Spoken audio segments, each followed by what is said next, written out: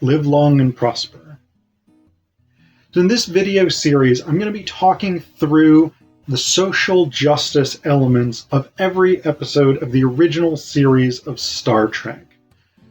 The thing that inspired this project was actually a Fox News article which argued that Star Trek has in some way betrayed its traditional commitment to sort of political neutrality or middle ground by embracing progressive politics.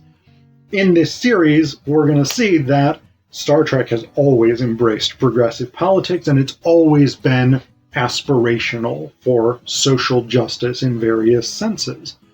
I am taking a broad perspective on social justice here, so that may include multiple different types of social justice, whether that's racial, whether that's economic, whether that's religious, whether that's abilities, gender and sexuality, anything broadly considered. I will go through every episode. Some of the episodes I will interview fellow Trekkies and talk with them about it. And then below, in the descriptions, I will give you additional information about the episodes, particularly their original air date, who wrote the screenplay, and who directed that episode. I also want to dedicate this series to my dad, Michael Allen Zapkin. He was an OG Trekkie from back in the day, and it was watching the original series with him that I came to love Star Trek. In this video, we're going to talk about the episode The Devil in the Dark. So this is an episode set on a mining planet full of a vast amount of mineral resources. The problem is that the miners have been attacked recently by some sort of monster, some sort of creature that burns them alive, or more accurately, dissolves them in a sort of acid. The Enterprise comes because the resources of this planet are necessary to support a bunch of other planets and, starships and space stations, whatever it is. And so they need to get production going again. The problem is, nobody has really been able to find this creature, and nobody has been able to hurt it. Spock theorizes that this creature might be a silicon-based life form rather than a carbon-based life form, the way that all life as we know it is. And he's able to adjust the settings of the Phaser 2, which is the standard sort of pistol-looking phaser that most of them that we see in most episodes, as opposed to Phaser 1, which is the sort of shortish remote control type clicker one.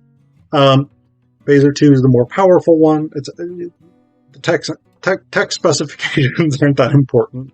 But Spock is able to adjust the more powerful Phaser 2 to be more effective against silicon. Kirk and Spock encounter the creature several times. They do manage to blast part of it off, but it retreats, etc., etc. The creature comes back eventually, and Kirk and the creature are just sort of looking at each other, etc., etc. And then Spock shows up, and Spock is able to Vulcan mind meld with it, the Horta. He finds out it's called a Horta. And basically he finds out that A, it's severely injured. B, these round silicon nodules that the miners have been finding and that they've destroyed possibly thousands of are the Horta's eggs. This is the last Horta, because every 50,000 years the species dies out, except for one who lays a ton of eggs or guards a ton of eggs and then raises the new generation of Horta. They tunnel through rock, etc., etc. And through the Vulcan mind meld, Spock is able to sort of gain an understanding of this creature. They find out that the Horta is not really interested in attacking the miners, but because they've been destroying her eggs, she had to fight back and defend them. McCoy is brought in to try and help the wounded creature, which he is able to do, and the miners come in wanting to kill the Horta because it's killed a number of their people, but Kirk instead says, there's about to be thousands of baby Horta running around. You were complaining earlier that it's very difficult to use your machinery to get to the mineral resources that you want.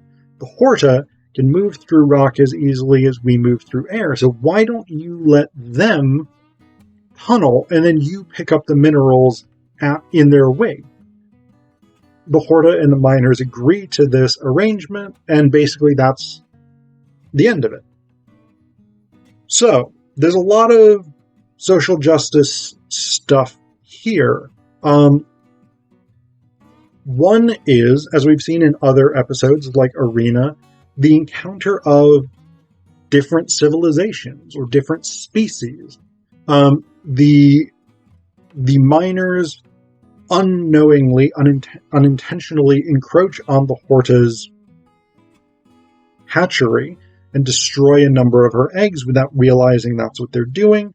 And so the Horta act defensively, which the miners perceive as an unprovoked attack on them.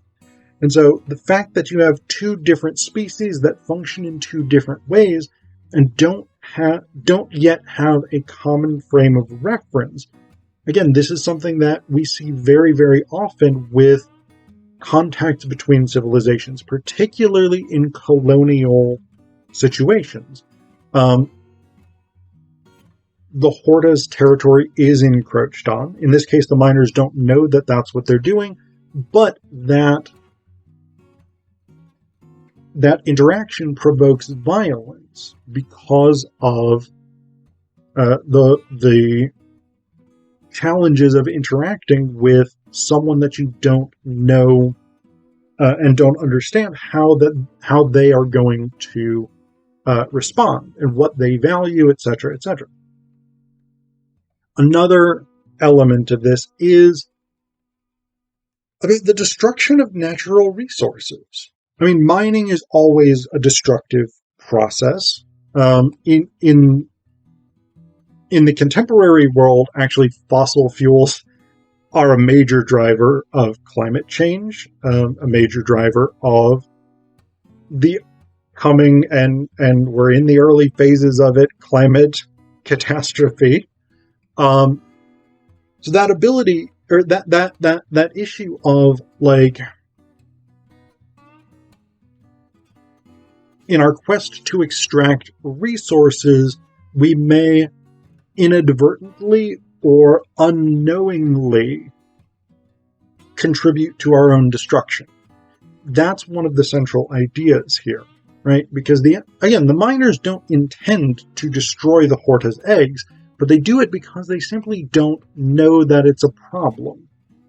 There is, to a certain extent, an argument to be made that for up until fairly recently, like the 1970s or so, we didn't really have a good sense of what environmental damage, particularly long-term, large-scale environmental damage, burning fossil fuels at the rates that we do would have.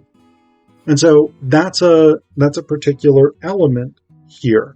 The self-destructive nature of resource extraction is one element raised by this episode. And then the third big element, I think, is a complicated one, and that's labor exploitation.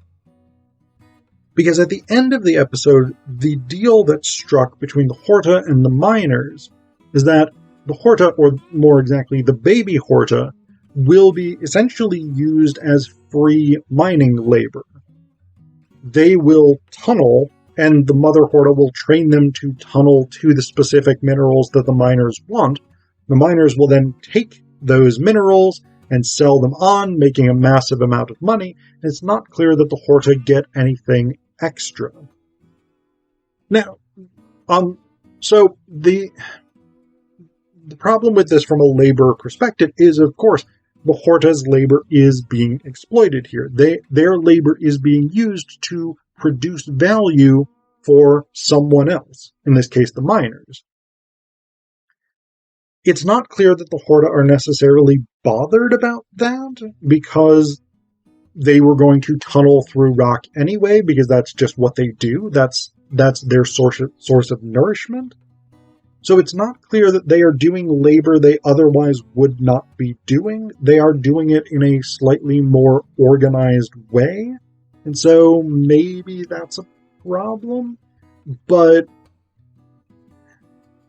it's, at the very least, a sort of romanticization of labor. That is, this imagines a system in which labor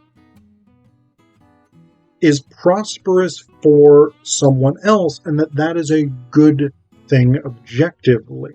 That is a mutually beneficial relationship, rather than the reality, which is that it's an exploitative relationship. So the question of whether or not the Horta are being exploited in this deal, and whether or not that's a bad thing, does not really come up. Again, it's not clear that it necessarily is exploitation, but it's also not clear that it isn't.